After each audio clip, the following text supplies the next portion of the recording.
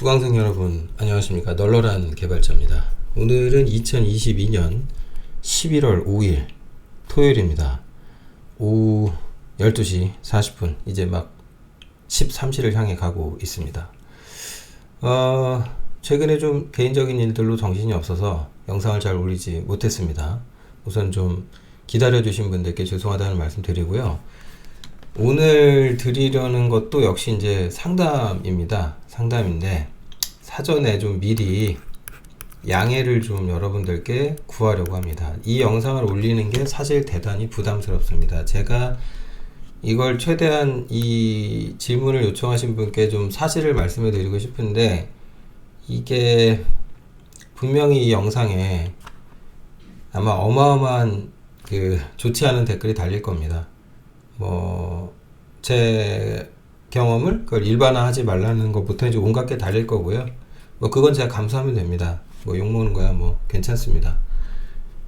그 다음에 이제 좀 그래서 미리 좀 양해 말씀을 드리려는 건 제가 PM 전문가는 아닙니다. 여러분 잘 아시겠지만은 저는 이제 소프트웨어 개발자입니다. 근데 이제 그 PM 업무에 대해서 약간 알고 있습니다. 아주 약간.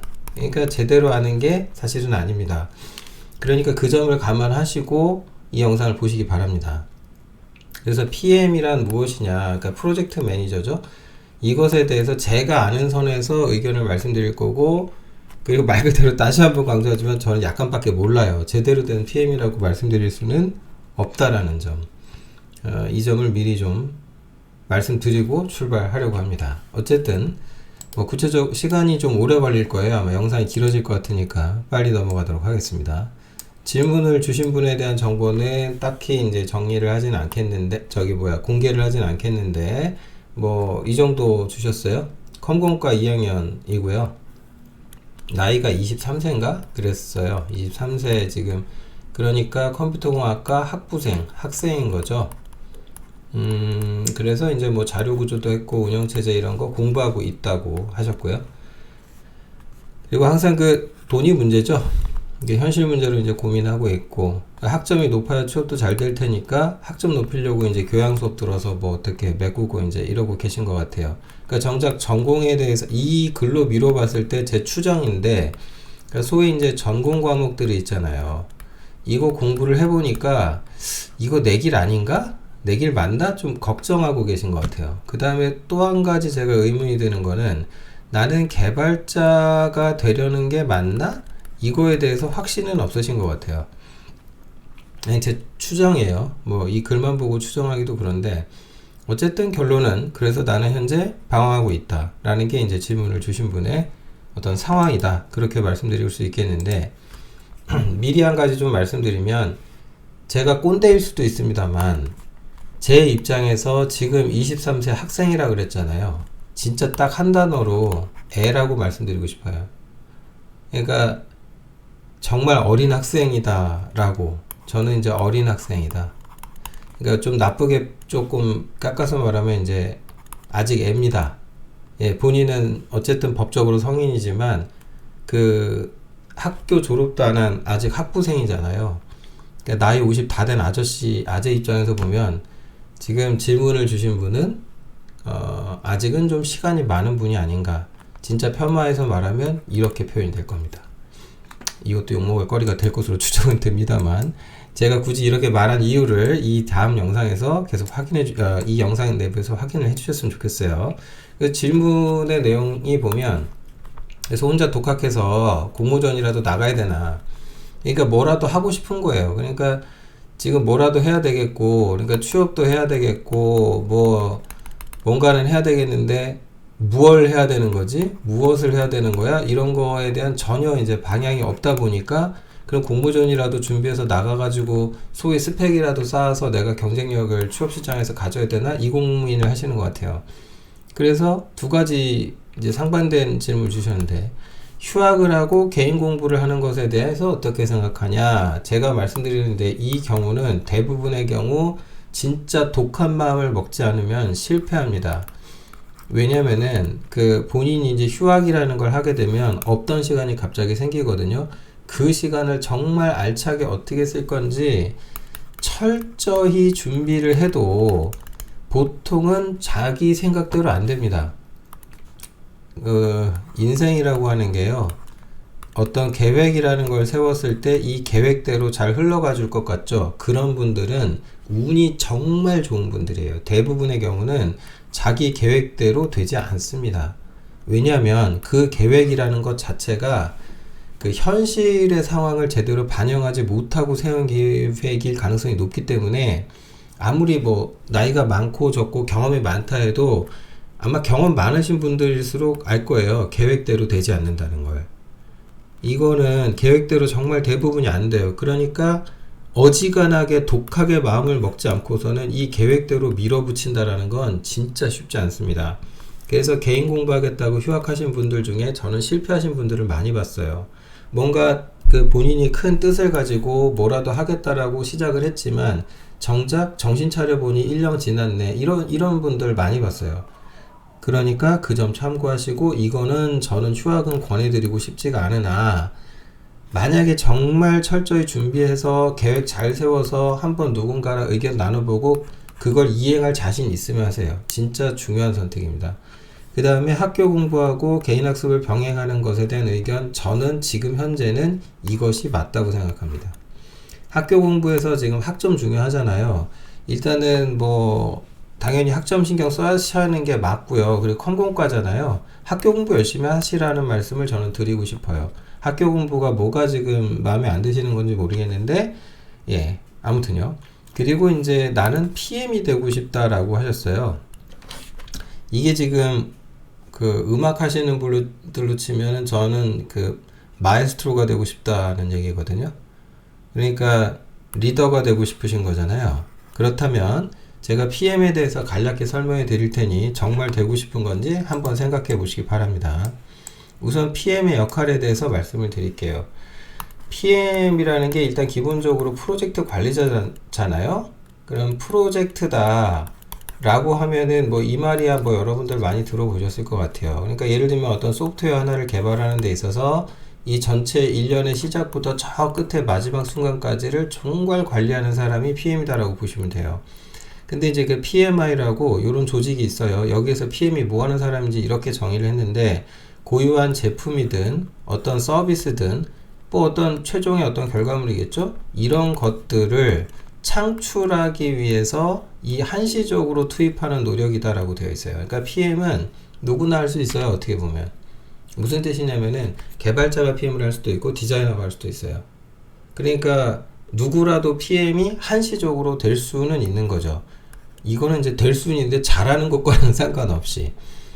그래서 PM의 영역이 그럼 결국은 이제 어쨌든 PM이라고 하는 것의 정체성은 제가 보기에 이제 관리자라고 보는 것이 맞겠는데, 이 프로젝트의 총괄 관리자라고 보셔야 되겠죠. 그래서 이 PM이 하는 역할의 대부분은 블라블라에 대한 관리입니다. 그래서 PMBOK라고 해서 요걸 기준으로 그 정의가 되어 있습니다. 이미. 뭐라고 정의가 되어 있냐? PM의 역할은 대충 이런 거 합니다. 통합관리, 뭐 느낌 딱 뭐죠? 대충 프로젝트를 전체적으로 다 관리한다는 얘기입니다. 그 다음에 범위, 어떤 일이라고 하는 단위가 있겠죠? 이거는 단위입니다. 이거가 굉장히 또 중요한데, 그것에 대한 범위를 관리해야죠. 그런데 이 PM이라고 하는 사람은 어디 껴있는 사람이냐면 여기 껴있어요. 발주 기관이 될 수도 있고 회사의 상급자가 될 수도 있겠죠.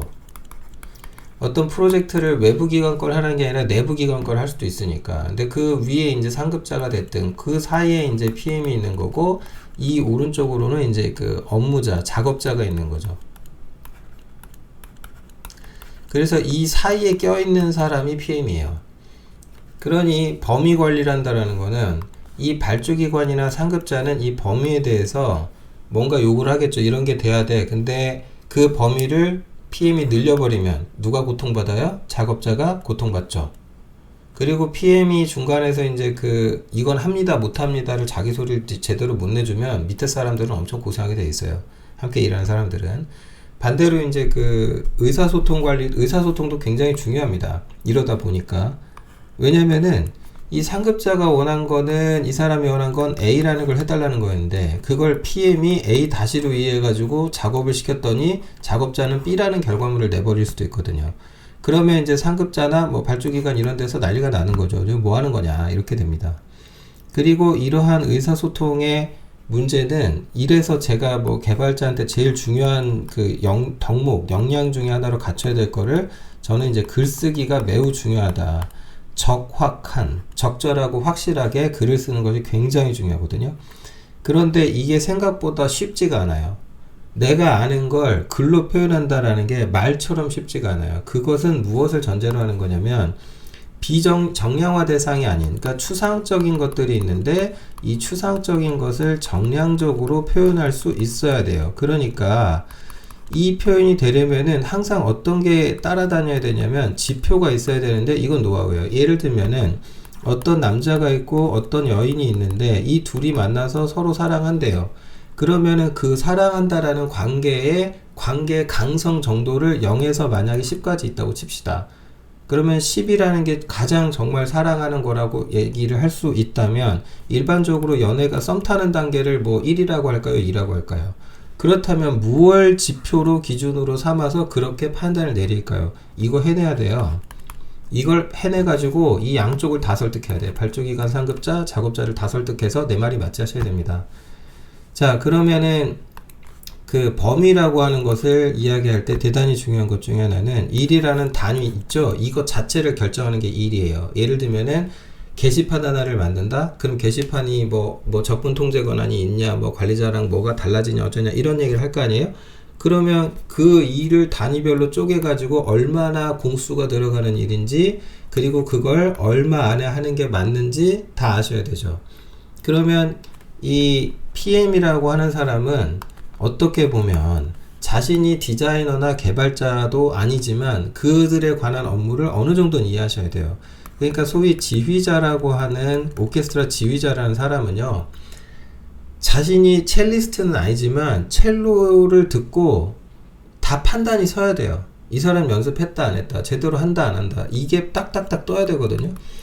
그럴 만큼에 대한 업무 이해도가 갖춰져야 돼요. 그러니까 넓게 많이 알고 있지 않으면 그들이 이제 이 작업자들이 거짓말을 할 수도 있거든요. 그거에 속죠. 그리고 이제 제일 중요한 것 중에 하나가 일정 관리입니다. 보통 그래서 WBS라고, 이게 그 워크 브레이크다운 스트럭처라고 해서 간트 차트 같은 걸로 많이 표현을 해요. 그래서 그걸 보면은 이 일정이라는 걸 보는 게 이제 누가 제일 중요하냐면, PM 본인도 중요하지만 이 발주기관이나 상급자들은 진행 현황에 대해서 보통 이거 보고 판단하거든요. 그래서 맨날 허구날 이놈의 WBS를 지금 상황에 맞춰라. 그러면 그렇게 표현을 안 하죠. 보통 현행화라고 합니다. 현행화 해가지고 반영해서 넘겨라 라는 표현을 써요. 그리고 이제 비용 관리, 품질 관리 나오는데, 이 품질이라는 것도 상당히 힘들어요. 그 품질이라고 하는 게 어떻게 말을 할 수 있을까요? 그러니까 소프트웨어가 품질이 좋고 나쁨을 정량적으로 어떻게 표현할 수 있을까요? 객관화시켜 기준을 마련할 수 있을까요? 그러다 보면은 항상 뭐가 나오냐면은 기준서라는 게 나와요. 그러니까 어떤 기준에 의거 이게 되냐 안 되냐, 그럼 뭐 3단계로 나눠서 어느 수준까지 된다, 뭐 반응 속도를 체크했을 때 얼마 이상이다, 이런 식으로 기준서를 만들거든요. 그러면 이제 기준서도 기능적 기준서가 있고 비기능적 요소에 대한 기준서가 있고 뭐 있어요. 그런 온갖 서류들을 작성하는 것들이 진짜 보통 일이 아닙니다. PM은 그래서 글을 정말 잘 써야 돼요. 적절하고 확실하게. 그러다 보니 어쨌든 뭐 그건 그거고, 요게 이제 기준서라는 것을 중심으로 개발을 하다 보면은 자연스럽게 뭐가 딸려 나오게 돼 있냐면 TDD가 딸려 나오게 돼 있어요. 그러니까 어떤 테스트 기반으로, 테스트 드라이븐으로 이제 개발을 하겠다라는 의미가 이 기준서를 따르겠다라는 표현이에요. 근데 그 기준 자체를 그럼 또 누가 정할 거냐? 그걸 또 여기랑 합의해야 돼. PM이 씨름을 해야 돼요. 이거 되면 됐다라고 인정해 주실 거예요. 그거 갖고 싸워야 됩니다. 그 다음에 이제 굉장히 중요한 관리 중에 하나가 이제 어떤 개념이냐면 리스크 관리가 있죠. 리스크 관리. 그 다음에 이제 이 리스크 관리라고 하는 것의 가장 큰 거는, 사실 소프트웨어 개발에서 제일 큰 거는 뭐 다른 여러 가지가 있지만 인적 자원 관리입니다. 인사 관리. 그러니까 참여 인력이라고 프로젝트에 투입된 사람이 어느 날 갑자기 저 퇴사할게요. 그러면 이쪽에서 사람의 어떤 변동이 일어나면은 이때 가장 리스크가 커요. 소프트웨어 쪽에서는. 이게 다는 아니지만 보통에 보면 그렇죠. 그리고 이해관계자라는 건 아까 설명드렸어요. 발주기관, 작업자 그 사이에. 그래서 일반적으로 SI 사업이 됐든 아니면 프로젝트가 됐든 뭐 근데 좀 약간 SI 사업 위주로 말씀을 드릴게요. 그러면은 이제 PM이라고 하는 것도 총괄 PM이 있고 수행 PM이 있는데 아마 본인은 지금 수행 PM 정도일 거예요. 총괄 PM 같은 경우는 뭐 조직에 거의 수장급이 하거든요. 그냥 명목상 존재하는 거고 일반적인 PM이라는 건 이제 수행 PM을 말하는 거고 그 다음에 거기에 이제 분야가 있잖아요. 그러니까 예를 들면 웹 개발이다 라고 하면은 웹의 어떤 디자인을 담당하는 사람도 있고 그럼 이 디자인하고 연결돼 가지고 프론트 영역을 개발하시는 분도 있지만 이건 이제 사실 보면 이제 개발의 영역이죠. 근데 이것만 있는 게 아니라 백엔드 개발도 있잖아요. 그러니까 이제 이런 부분들에 대해서 총괄적으로 관리 영역보다 어떻게 만들어야지 라고 해서 붙는 게 누구냐면 그게 기획자입니다. 그래서 PM이라고 하는 사람은 진짜 생각보다 어떻게 보면은 역할이 사실 애매해요. 역할이 어쩔 때 보면 좀 그런 느낌이 있어요. 그래서 현실하고는 조금 차이나는 부분이 있고 이게 이제 사내 프로젝트로 간다 해도 제가 보기엔 좀 비슷해요. 그 얘기는 조금 이따 다시 하기로 하고요. 어쨌든 그래서 이런 식으로 구성이 되다 보니까 가장 흔한 게 기획자 1 내지 2명이 합니다. 그 다음에 이제 디자이너 같은 경우는 이거는 그냥 무슨 쏟아붓는 느낌이에요. 초반에 기획할 때도 디자이너가 뭔가 해야 되고 중간중간 작업할 때도 뭔가 해야 되고 사람의 또 뭐 취향에 따라 뭐 하도 바뀌니까 이건 좀 디자인 부분은 몇 명이 통으로 투입돼 가지고 예를 들면 프로젝트 기간이 6개월이다 라고 했을 때 6개월 내내 디자인하는 거 아니거든요. 초기에 한 2개월 정도만 집중 투입했다가 막판에 뭐 1개월 보정할 때 뭐 몇 명이 투입된다거나 이런 개념인 거고 그 다음 프론트 개발 같은 경우는 이 디자인 플러스 시안이라고 하죠. 그걸 발주기관이나 상급자가 컨펌해주면 그리고 이제 기획자하고 붙어가지고 프론트 눈에 보이는 영역을 싹 개발하죠. 그리고 이제 백엔드 개발은 맨 마지막에 이루어져요. 대부분. 그래서 보통 이제 이런 어떤 기능이라고 하는 것들을 정의할 때 그 얘기는 조금 이따 더 하겠지만 어쨌든 그 기능에 대한 대응을 해야 될 거 아니에요. 개발을 어떻게 하겠다, 구현을 어떻게 하겠다. 그건 기획자하고 발주기관 혹은 그 상급자하고 협의해가지고 결정을 합니다. 물론 이제 자체 서비스를 개발하는 경우에는 시장의 어떤 상황 분석이라든가 데이터를 근거로 이렇게 만들어야 해요. 해서 어떤 방향을 제시하죠. 아무튼 그러다 보면은 이게 이제 개발 영역이라는 게 근데 PM이라는 사람이 모든 걸 다 아는 건 아니잖아요. 그래서 각 분야별로 PL, 프로젝트 리더를 두기도 해요. 그럼 리더들이 알려줘요, PM한테. 이게 이렇고 저렇고 상황이 이러니까 이렇다 저렇다. 그래서 이제 어떻게 하는 게 좋겠다. 이게 그런 거를 PM이 좀 빠르게 결정을 해줘야 되거든요. 근데 이게 제가 여기서 지금 나눠드렸는데 디자이너 있죠, 기획자 있죠, 그 다음 프론트 개발자 있죠, 백엔드 개발자 있죠. 왜 이 그룹을 또 나눠서 제가 말씀을 드리냐면 이 네 그룹은 약간 어떤 느낌이냐면 이합집산 같은 느낌이 없지 않아 있어요. 그러니까 어떤 프로젝트라고 하는 사업을 수행했을 때 이 디자이너들이 자신들의 공이 크다. 그러니까 공 가지고 싸워요. 내가 고생 많이 했다. 그럼 나중에 보면 어쨌든 결국 백엔드 개발자들이 제일 좀 뒤로 갔을 때는 힘들어요. 굉장히 힘들어요, 이쪽이. 예, 뭐 개인적으로 제가 약간 팔이 안으로 굽듯이 백엔드 개발자 편을 드는 측면이 없지 않아 있겠지만 어쨌든 백엔드 쪽은 눈에 잘 안 보이거든요. 고생하는 게. 근데 이제 대부분의 경우는 이제 기획자가 죽기 살기로 고생하는 것이 많이 보이죠. 네, 고객하고 직접 상대해서 뭔가 해야 되는 경우도 많고. 그러다 보면은 이 내부에서도 트러블이 나요. 근데 어찌됐건 지금 딱 보더라도 뭐 각 파트별로 한 명씩만 있다 해도 PM까지 해도 일단 5명으로 구성이 돼요. 물론 PM 하나가 사업 하나만 관리하진 않아요. 뭐 여러 개를 관리하는 경우도 많기 때문에 어쨌든 일반적으로 이렇게 구성이 됩니다. 여기에서 이제 제가 프론트 영역이라고 하는 것에는 이제 앱 개발도 어느 정도 포함된다라고 보시면 좋겠어요. 그럼 SI 사업 PM이 맞는 일반적 현실에 대해서 한 가지 말씀드릴게요. 그러니까 사내하고 SI 사업은 이제 남의 일을 해주는 거잖아요. 그 차이가 좀 있는데, 그러니까 사내의 경우에서는 이거는 이제 그 내부의 어떤 그 조직 간의 전쟁이 있는 거죠. 왜냐면은 A라는 조직이 있고 B라는 조직이 있고 C라는 조직이 있고 여기에서 어떤 이 프로젝트를 저희가 수행하는 게 좋겠습니다. 아니면 이런 프로젝트를 해가지고 우리가 경쟁력을 갖춰서 어디보다 뭐 고객 뭐 경쟁력 있는 뭘 해내야 되고 그런 걸 가지고 일을 만들어야 되는 거죠. 이 사업을. 그걸 주도하는 사람이 이제 그 누군가는 있을 거고 그 일을 주도한 사람이 PM 역할도 사실상 하게 되죠.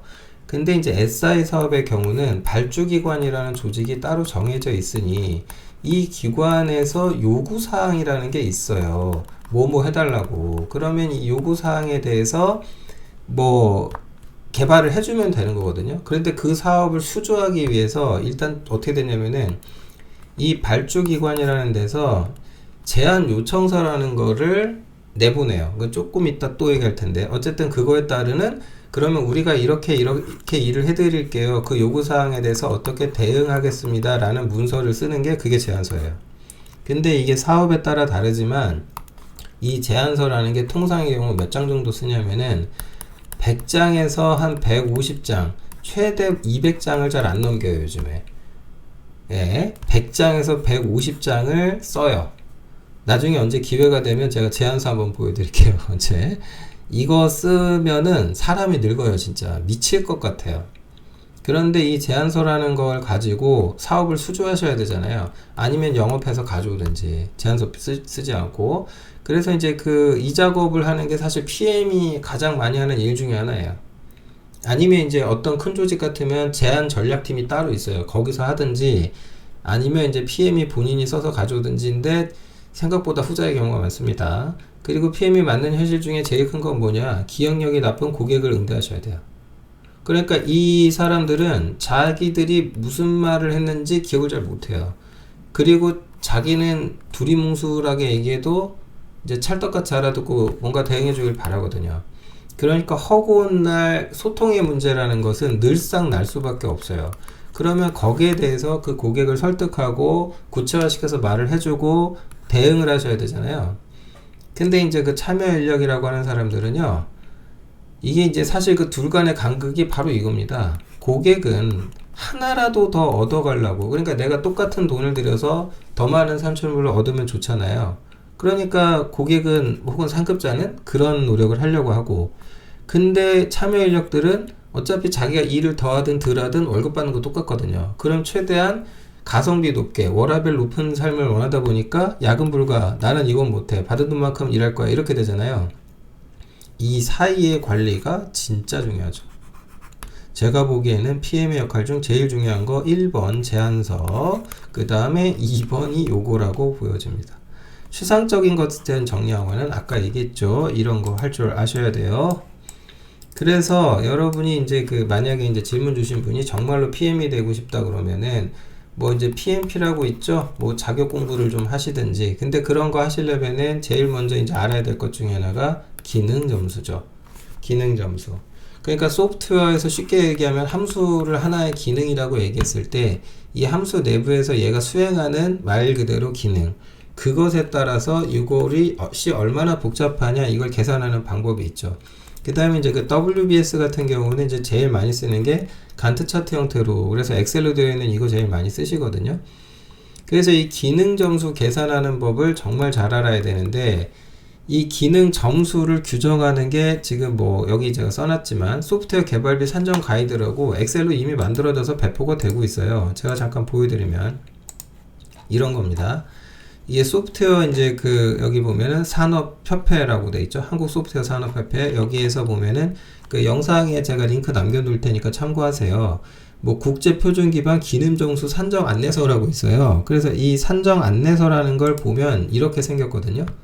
그러면은 이 산정 안내서에 따르면 기능 점수는 뭐다, 어떤 거다, 블라블라 설명이 돼 있어요. 그래서 기능 점수는 뭐에 따르는 뭐 블라블라, 뭐 산정의 현행의 문제점이 어떻고 특징이 어떤데 블라블라 나와 있죠. 기능 점수의 특징 배경, 이 문서는 정말 제대로 아셔야 됩니다. 그래서 사실은 이제 실무자들이라고 할 만한 사람들이 소위 이제 사업의 규모라고 하잖아요. 그러니까 업무, 일의 규모가 있을 텐데 이 소프트웨어의 복잡성이라든가 이 규모를 얘기할 때 기능 점수, 즉 펑션 포인트 몇 점짜리 사업이다, 이런 표현을 써요. 펑션 포인트. 그래서 여기 그 개발비 산정 가이드에 보면은 여러 방식이 있는데, 이 구현 단계 개발비 산정에 대한 그 정통법이 있고 간이법이 있는데, 간이법으로 잠깐 뭐 둘의 차이도 뭐 크진 않은데, 정통법으로 잠깐 보여드리면 이런 식이에요. 뭐 블라블라 사업에 대한 개발비 산정, 펑션 포인트 방식으로 상세하게 할 때는 어떻다. 뭐 여기 이제 소프트웨어 규모 산정 방식 공식이 나와 있죠. 그 복잡도 같은 경우도 이런 뭐 성능에 따른 복잡성이냐, 상호 연금 환경 호환성, 보안성 다 따지냐. 그러니까 여기 보면은 5가지 이상의 보안 요구 사항이 되면 여기 보정 개수가 얼마다 이렇게 돼 있고, 그거에 따라서 기능 점수 얼마인데 보정 개수 얼마를 반영해서 보정 뭐 어떻게 된다. 그래서 이번 사업은 계산해 보니까 뭐가 어떻고 저떻고 가중치가 이래서 어떤 업무 중에 구체적인 절차나 이게 뭐 하는 거고 왜 필요한 거고 그래서 얼마다, 복잡도 산정을 해요. 이거 계산하셔야 돼요.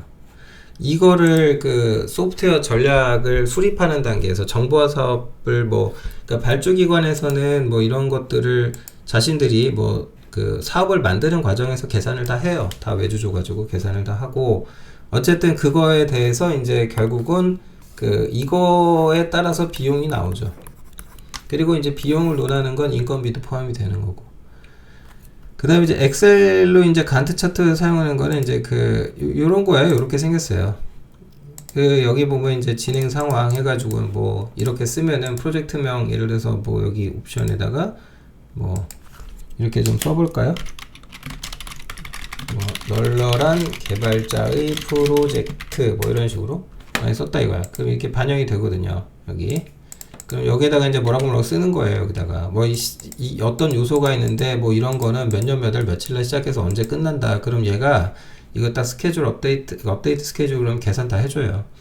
요런 게 있으니까 한번 참고해 보세요. 사용해 보시라는 말씀 드릴게요. 지금 이걸 설명할 시간은 없는 것 같으니까.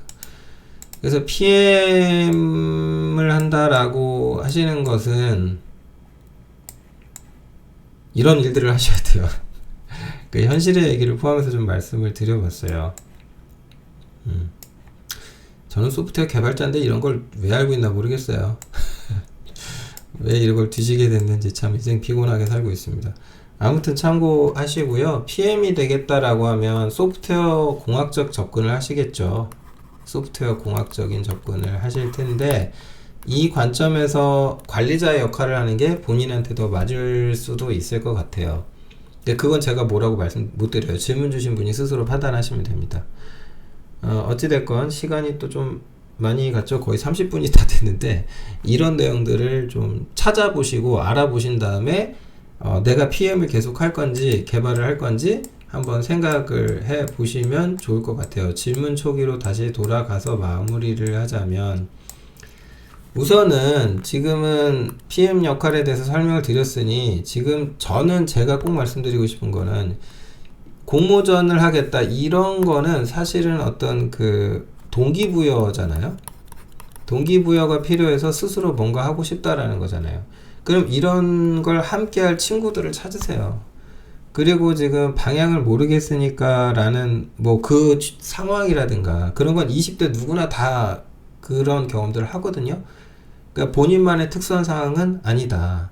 어찌됐건 그러면 지금 상태에서 저는 이제 그 병행하시라는 말씀을 꼭 좀 다시 드리고 싶고, 근데 도저히 못 견디겠거든 휴학도 고려는 하시는데 진짜 생각 잘하고 하셔야 돼요. 인생 잘못하면 진짜 황금 같은 20대 시간을 낭비하게 될 수도 있습니다. 그 점 주의해 주시고요. 우선은 저는 지금 컴퓨터공학과에 계시니까 전공 학습 있죠. 전공 공부 여기 자체에 집중을 하시라는 말씀을 거듭 드리고 싶습니다. PM이 되고 싶다라고 하는 거는 아까 이제 제가 대략 말씀드렸으니까 그런 내용들 찾아보세요. 소개만 하는데도 시간이 이만큼 걸려요. 참고하시기 바랍니다.